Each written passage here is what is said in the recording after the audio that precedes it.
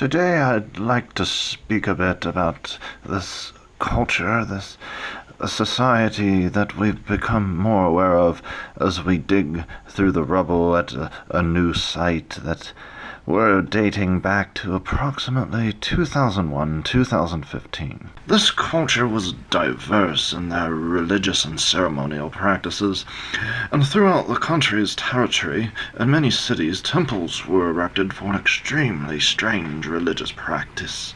These temples were used, as best as we can presume from the evidence, as a place to gather for a ceremonial dinner that the people believed would strengthen their beliefs in sexual practices, marriage vows, and the overall morality of their society as governed by their god.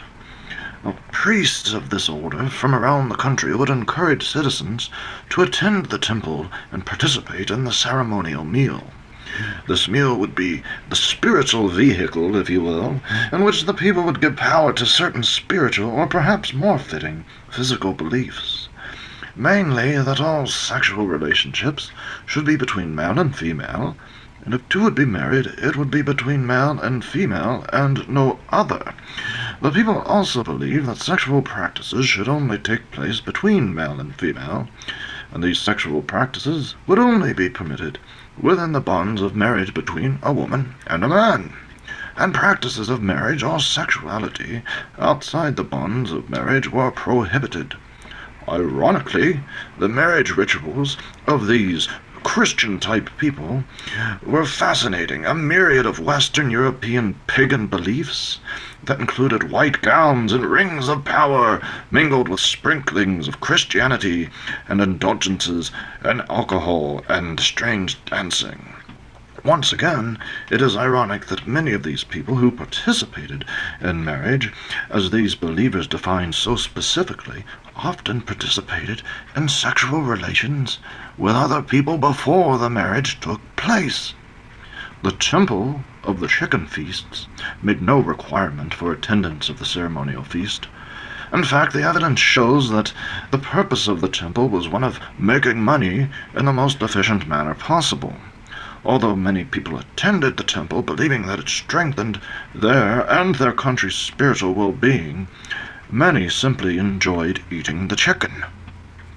Now, within this chicken temple, there was an area for the preparation of the sacrifice. Designated people, perhaps priests, would prepare the chicken. These people separated themselves from the partakers of the bird, and these specialized priests wore specific clothing, and the archaeological evidence indicates that they were to cleanse themselves by excessive hand-washing and a strict code of cleanliness set forth by the state before they returned to work. What is fascinating about this feast is that the rooster is one of the most promiscuous creatures in the animal kingdom. A rooster has no regard for monogamy and aggressively mates with the hen who happens to be in his way. At times, roosters are so aggressive with their mates that hens are physically injured during the mating process.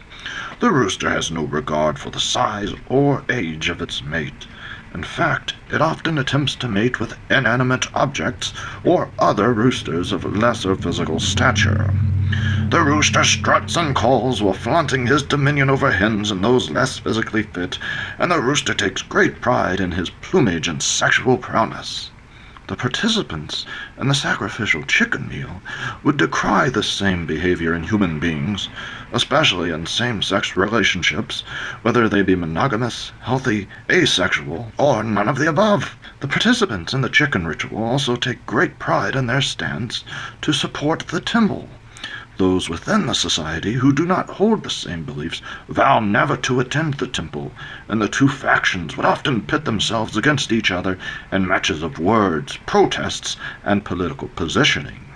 Politicians of the time would take stances that chose one side or the other to gain power or support from the people in order to rule over them. Politicians often fueled these disputes, and while the populace was distracted, proceeded to lie, overspend, and begin new wars that profited their standing and their burgeoning financial sector of the society. This corporate control would reach a level not seen before in history, and with the pressure of perpetual warfare and an expansion of the militarized police state, the society would be taken over and controlled by corporations and politicians, engaged in a battle for global control that the world had never seen before. Unfortunately, this would be the downfall of these strange and fascinating people we know now as the people of the chicken ritual.